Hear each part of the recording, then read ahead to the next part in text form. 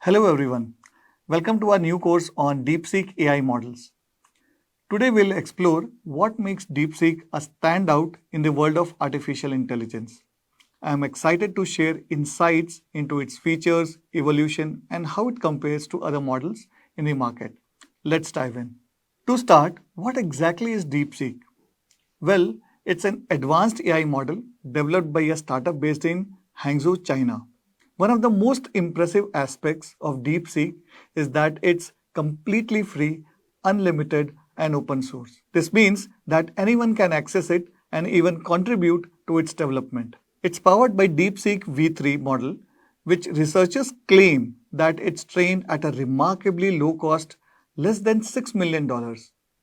That's quite an achievement in the AI landscape.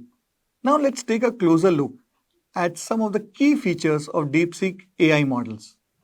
First up, it has advanced NLP capabilities, which means it has better understanding of context for conversational applications.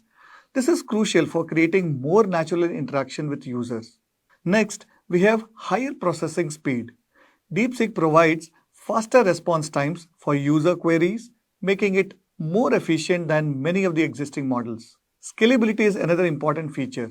It can handle increasing data volumes without any loss in performance. This is particularly beneficial as businesses grow and their data needs expand. Lastly, DeepSeek boasts multimodal capabilities. This means it can process various types of data, including images and sounds, allowing for a richer interaction experience. Let's talk about the evolution of DeepSeek over the years. In 2023, we saw the launch of DeepSeek Coder, which was an open source model specifically designed for coding tasks. Then came DeepSeek LLM in 2024, a model with 67 billion parameters aimed at competing with other language models on the market. Following that was DeepSeek V2, which demonstrated strong performance while maintaining low costs. In the same year, we also had an upgraded version called as DeepSeek Coder V2 with an impressive 236 billion parameters. Fast forward to 2025, we have DeepSeek version 3, a powerhouse with 677 billion parameters that boasts impressive performance across various benchmarks. And finally, we have DeepSeek R1, which focuses specifically on reasoning tasks and challenges OpenAI's own model with its advanced capabilities. It's fascinating to see how quickly this technology has evolved. Concluding, DeepSeek represents a significant advancement in AI technology with its innovative features and impressive evolution over just a few years. Its commitment to being open source and accessible while maintaining high performance sets it apart from many of its competitors in the field. Thank you and see you in the next video. This year has been full of exciting releases in the GenAI space, from Claude's Sonnet 3.5 to OpenAI's own model to Meta's Llama 3.3 and many more. The recent launch of DeepSeek version 3 and R1 has shaken the GenAI world with its impressive capabilities, and it is said to be one of the best open source model available today. So I decided to put it to test using some prompts. Let's get started. Okay, so first I searched for DeepSeek on Google, and here are the results. I'm going to click the first one, and now we are going to start using the DeepSeek model. And of course, if you are coming to this web page for the first time, you will have to create your own login. So let's get started. We'll try a series of prompts and see how are the results. So in the first case, I'm going to try with a reasoning problem. So here is the prompt. So you are in a rush to work and you pour yourself a cup of black coffee. Basically, I want it to get a bit colder so that I can have it. It's too hot right now, so I'm giving a couple of options to the model. Whether should I add milk right away and then wait a few minutes before drinking, or should I wait a few minutes and then add a milk before drinking? So here is the result. So it is analyzing both the scenarios step by step. In the first case, we are going to add milk right away and then wait a few minutes before drinking. It says that the temperature of the coffee would decrease immediately due to mixing of the two liquids, and then the rate of cooling depends on the temperature difference and so on. The second scenario was to wait a few minutes, let the black coffee cool, and then add milk before drinking. So this is the second scenario. In this case, the temperature of the coffee would drop further, but the overall temperature would still be higher. So it is saying that waiting before adding milk allows the coffee to cool faster due to the larger temperature difference, and then the milk further reduces. So the conclusion that we get here is the coffee would cool down more if you wait few minutes before adding milk. Basically, it's selecting the option 2, and according to physics, that is favored because the temperature difference would be larger and the initial cooling would also be higher since the coffee is hotter, and then adding milk later provides an additional temperature drop. So I think it has done a pretty cool job. Let's go for the second prompt. So in this one, I'm going to ask the model to create a flow chart for a multi-agent design pattern. So some of the steps involved are break the tasks into smaller parts and then assign roles for each of these parts, execute these parts, and finally delegate and validate these outputs of these individual parts, integrate all the outputs, and finally refine the model. So in this case, I'm going to select the DeepThink R1 model, and let's see how are the output. So as you can see, it is in the thinking step. It will take a few seconds to think before it starts giving the output. So it says the user wants a flow chart for a multi-agent design pattern with the given steps. And let me start by understanding each of the steps. It has broken down the overall task into subtasks, you can see. And now for the subtask, it is going to do the execution, validation, interpretation, checking for errors, and if there are no errors, end with the final answer, right? Okay, so after thought, this is the final multi-agent design pattern steps that I get. Pretty cool, huh? So quite a good job it has done. You can see the loop also getting created here, checking for the errors. If it is valid, then that itself is the final answer, you can see. And if there is some error, means it is invalid. So it is going to the refine step where it is going to gather feedback from the model, improve the role or the process, and finally update the workflow. And then it loops back to the second step again. Pretty good. So let's try out another prompt.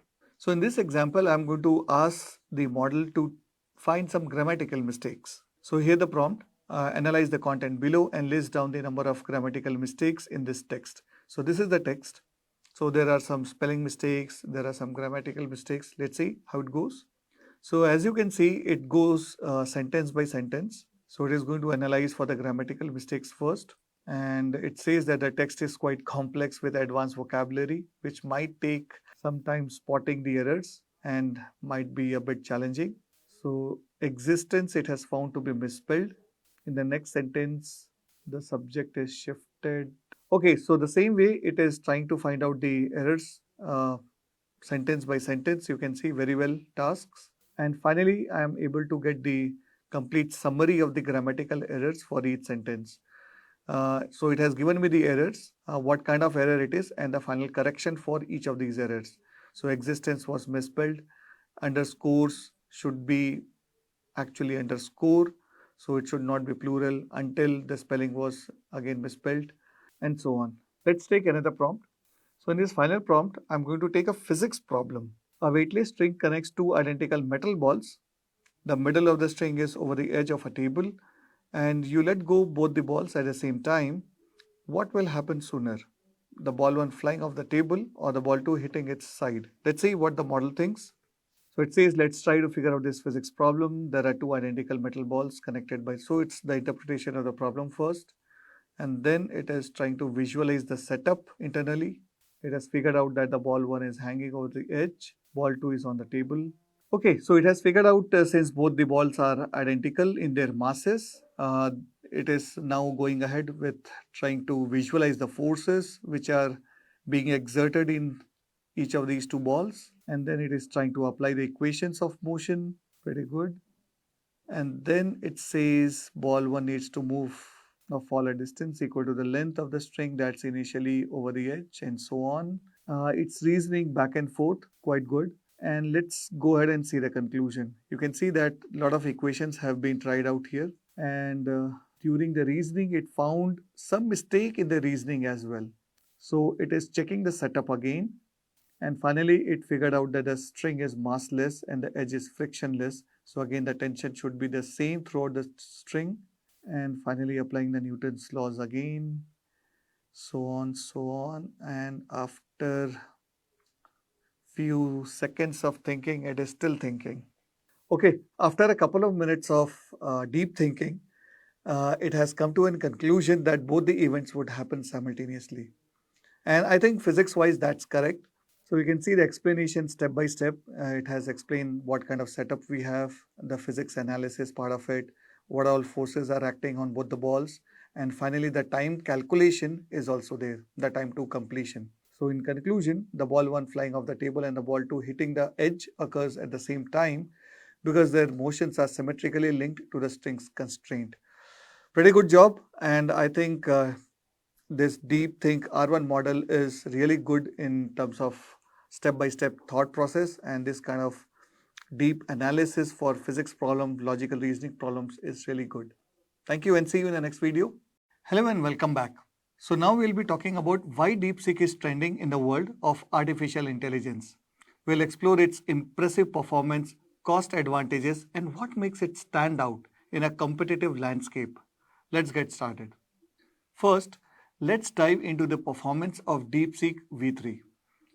This model has been making waves by outperforming its competitors in several key AI benchmarks.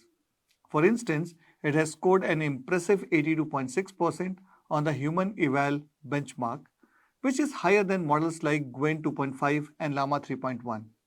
This makes DeepSeek V3 a powerful tool for developers looking for reliable performance. Moreover, it achieved a remarkable 90.2% on the Math 500 benchmark, showcasing its exceptional reasoning capabilities.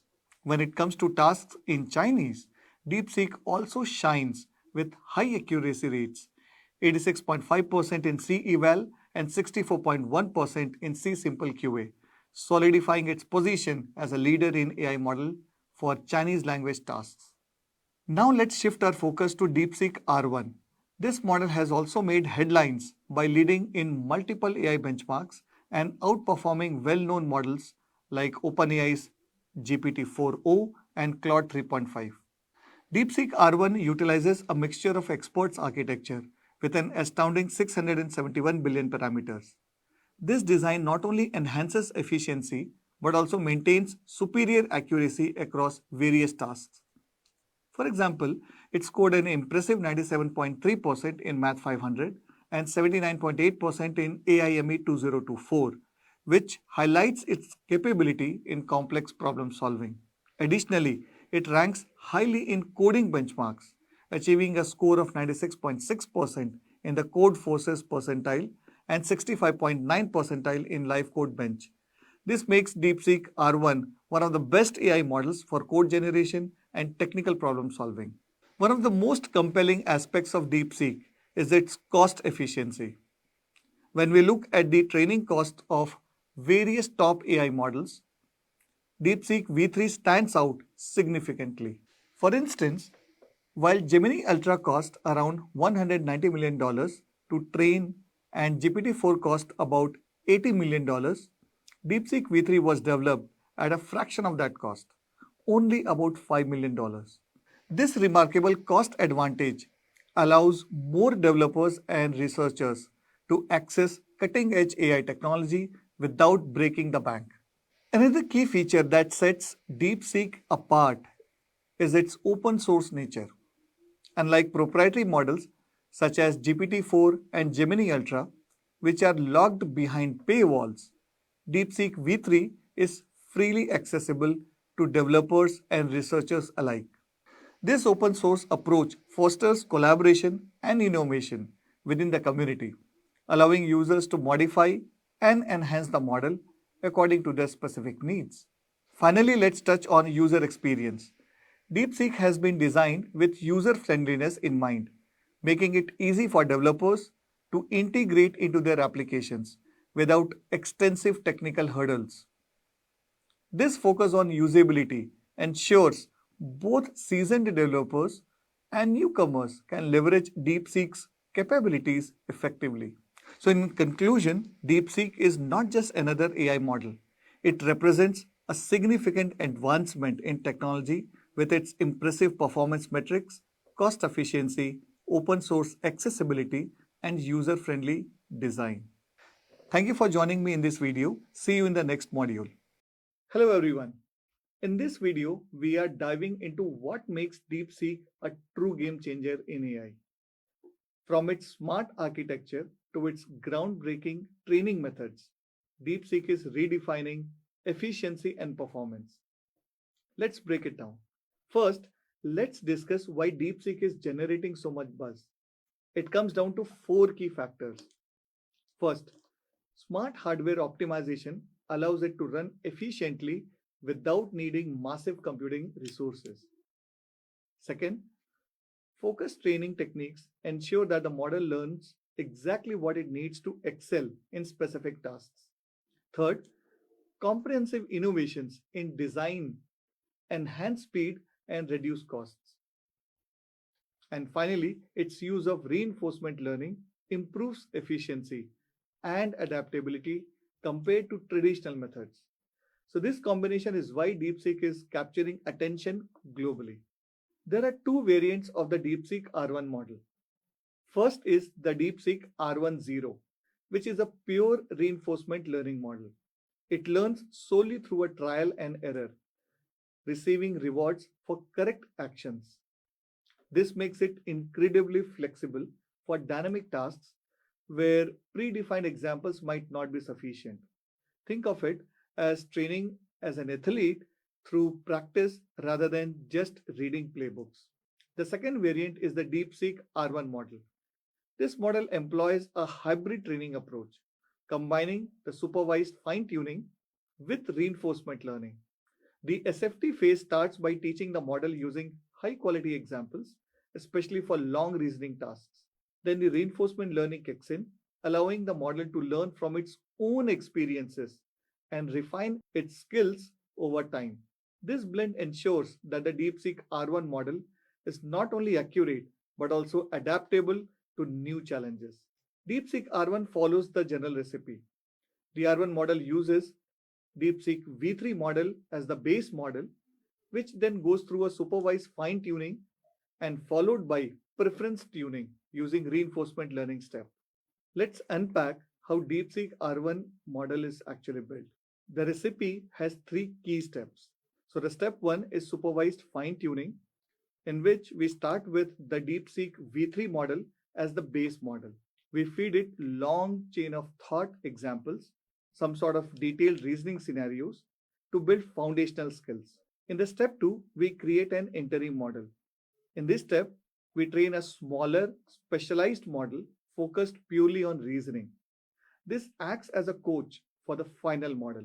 The third step is the large scale reinforcement learning. In this step, we let the model learn from its mistakes and successes, refining its reasoning and general skills. This layered approach ensures DeepSeek R1 is both precise and versatile. To wrap up, DeepSeek's blend of smart architecture, hybrid training, and cost efficiency makes it a true disruptor.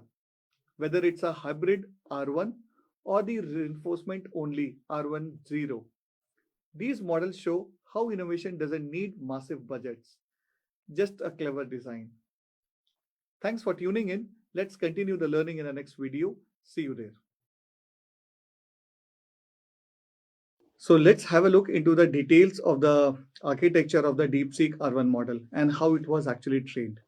So here I'm referring to the illustrated DeepSeek R1 article written by Jay Alamar on his Substack.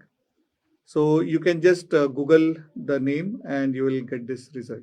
So this is an excellent article which gives a complete overview of how the R1 model was actually trained, what are the steps involved, without getting into too much specifics, but it outlines the steps involved in the training process, what is the unique feature about the R1 models, which is different from other transformer models.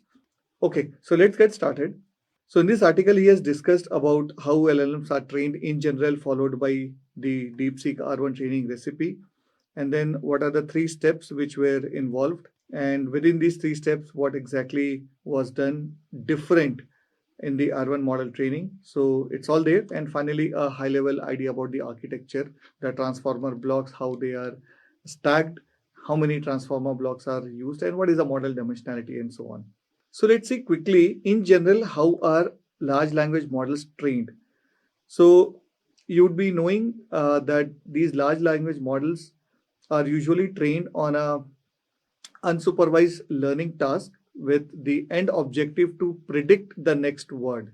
So the overall objective is the next word prediction, and this is done by giving it a set of masked data where the token to be predicted is masked, and it goes to learn and predict that next word based on the context. So again, here it is mentioned the three steps of creating a high quality LLM. So you start with the untrained LLM, just the transformer blocks, encoder, decoder. And then in the language modeling steps, we are creating tokens and then create embeddings. And with the end objective of next word prediction, you get a base model or a foundation LLM. Now, this foundation LLM is subjected to a supervised fine tuning where you create a data set in which you create clear instructions. If this is the input, this should be the output. Okay. So that could be for document summarization, zero shot question answering, or even sentiment analysis for a given text, and so on. So this step is also called as instruction tuning. So at the end of the instruction tuning, you'll get a fine-tuned model. Now this fine-tuned model is finally given human feedback and it is preference tuned. This step involves reinforcement learning. So final LLM that you get in production or whichever is released for public use, that is actually a preference instruction fine-tuned LLM, which is capable of understanding user interactions and it is capable of exactly performing the user intended tasks. The concepts like ethics and bias are all checked by a human, and these models during the preference tuning are also tuned for these kind of biases. So this is the DeepSeek R1 training recipe, which we have already covered in the previous video. I'll just go through it once again in very short. So we started with a DeepSeek V3 base model, and this model was created by purely reinforcement learning. And this model was further supervised fine-tuned. You end up with the supervised fine-tuned checkpoint model, and that checkpoint model was further fine-tuned with reinforcement learning through human feedback. And that is how you ended up with the R1 model. So now let's discuss how did they create the reasoning model with large-scale reinforcement learning. So they again started with the DeepSeek V3 base model and fed a lot of reasoning data, which is nothing but long chain of thought examples. And that is how they ended up with the R1 zero model. Okay. So this was an interim reasoning model essentially, because this does not involve any fine tuning. And this model was actually then used to create or generate super fine tuning reasoning examples, which was later used. So although this model R10 essentially is purely a RL based model and did not involve any supervised fine tuning, but its performance was quite comparable to OpenAI O1 mini model. You can see these benchmarks. Okay, so DeepSeek R10 performance on AIME 2024, 71% versus 63% on O1 mini, 86% versus 80% on O1 mini, and so on. You can see most of the performance benchmarks are much better compared to the OpenAI's O1 model. So this states very clearly its training goes directly from a pre-trained base model through a reinforcement learning step, and there was no supervised fine-tuning step involved. And it is actually very well, and it's very competitive to O1 as seen in these results. So to illustrate how this model actually works, Jay has given one example prompt which was used for training, and let's see the output which got generated purely by reinforcement learning. It works on chain of thoughts. So the training prompt was write a Python code that takes a list of numbers which returns them into a sorted order.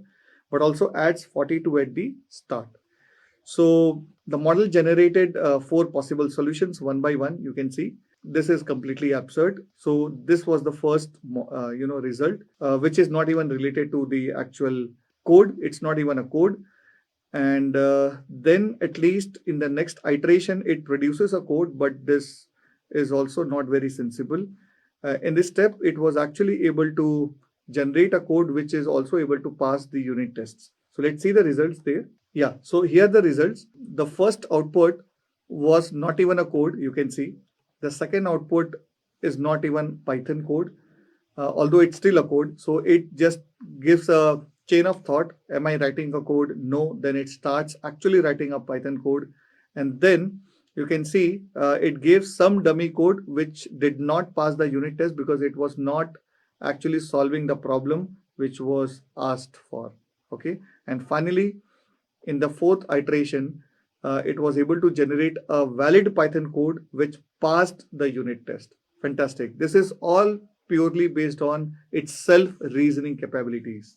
So how were these training examples actually used? So if you see here, the solution score, which was nothing but the reward, is very low. Basically, the model is being penalized softly for generating these kind of low scores solutions which are not very relevant or which are not relevant to the exact task which is being asked. And finally, when it is able to generate solution which is very relevant to the task which is asked for, and it is the correct solution, the score awarded is very high. So that's like a reward and penalty, which is a typical feature of any reinforcement learning model. So what is the result? As you can see, the accuracy of the model improves as the model gets trained over more and more epochs. So it's pretty much in the increasing order. So in the next step, we created this supervised fine-tuning reasoning data using the previous R10, which acted as the interim reasoning model. This data set was also called as some sort of a cold start data. Okay, so here is some details about that cold start process and the data generation. So now, as you can see in this flowchart, the cold start reasoning data, which were in few thousands, okay, that was supervised fine-tuned, and we end up with the reasoning supervised fine-tuned checkpointed model. So that's essentially interim reasoning model.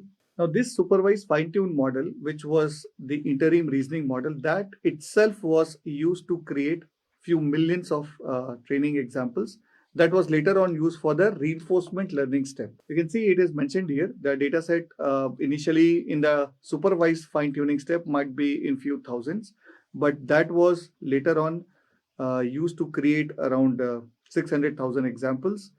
And this interim model bridges the gap and allows you to synthetically generate an extremely valuable data. So this filtered reasoning data was actually created, which was passed on to the next step of reinforcement learning.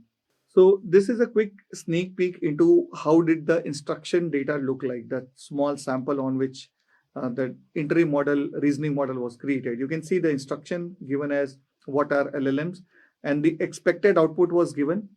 So the task was essentially a zero-shot question answering. In another training example, the instruction given was to rate this review. This essentially was a task of sentiment analysis. You can see the input was given, this was a horrible place to eat, and the expected output was a negative review. So this figure illustrates the instruction data with the instructions by the user and the corresponding answers, and the instructions contain many different tasks. Now coming to the general reinforcement learning training phase. So there were a lot of prompts created for the different tasks. You can see the reasoning prompts, general prompts, and then based on that, the model was trained with rule-based verifiers, and then some sort of a safety reward model, which is usually there in any reinforcement learning. This was used to reward or penalize the model during the training based on the kind of output that was generated. So here is a sneak peek into the actual architecture of the R1 model. So here is mentioned that the Deepseek R1 is also a stack of transformer blocks, which are decoder. So just like your GPT-2, GPT-3, these are also decoder-only models. But this time, the R1 model only uses 3 transformer blocks, which are decoder blocks back to back, and followed by 61 mixture of experts transformer blocks. So this is something new. Okay, plus this 3. So in total, there are 64 transformer blocks stacked back to back. So further insights are also given. If you see, the model dimension during the tokenization and embedding phase is 7168. The tokenizer vocabulary size was around 130,000 words. So that was the unique number of words present in the vocabulary, although the corpus number of tokens in the corpus would have been very large. So this is essentially the embedding dimension. And then the first transformer block, it's essentially a feed forward neural network with 18,432 dimensions, and back to back 3 transformer blocks, as I mentioned. And then the output of the third transformer block goes to the mixture of expert transformer block. So in any of these steps, the active number of experts per token is only 8. So all the experts are not being used to answer every other task. So that is something unique.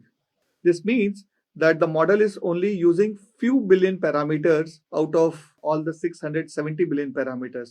That makes the inference time very small compared to the chat GPT and other similar models. So you can also finally refer to the technical report and the mixture of expert report. The links are already given on the web page. So that will have a much more detailed discussion on the details of each of these transformer blocks, which I'm excluding for now in this video. So I hope I have been able to give you a complete overview of how these models were trained, what are the steps involved, and how does the training phase look like with the details on the transformer architecture.